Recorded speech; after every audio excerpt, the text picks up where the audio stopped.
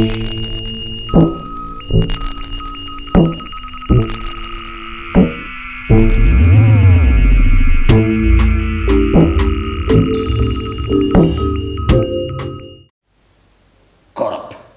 Фатална дреха, която завлече в лоното на морето тези, които се бяха уловили в нея като в плащ. Но идваше скоро мига, когато аз самият щях да се включа като актьор в тази сцена на разбунтованата природа. Една огромна женска кула идва да участва в яденето на пастет и студена супа с месо. Тя е бясна, защото е гладна. Женската кула хапа наляво надясно зъбите и нанасят убийствени рани. От високата скала човекът с горчива слюнка се хвърля в морето и плува към приятно отцветения килим. Сега те са един също друг. Пловецът и женската кула. Те се гледат в очите няколко минути и всеки се очудва, че вижда толкова свирепост в погледа на другия.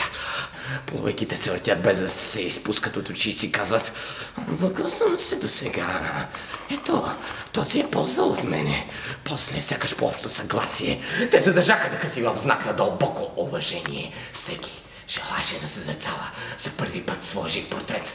Плътските желания се появиха веднага след тези приятелски излияния. Две мускулисти бедра се долепиха, като две пиявици до лиговата кожа на чудовището и обгърнали с ръце и перки тялото на любимия, което притискаха с любов, докато града и градите им се превърнаха в синкаво зелена маса с ноизма на водорасли, докато бурята продължаваше да бушува под блясъка на светкавиците. Съпрачно легло им послужи пенливата вълна. После подводното течение ги понесе като люлка.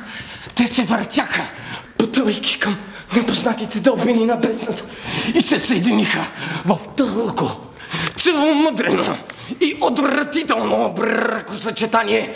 Вече не бях сам в живота.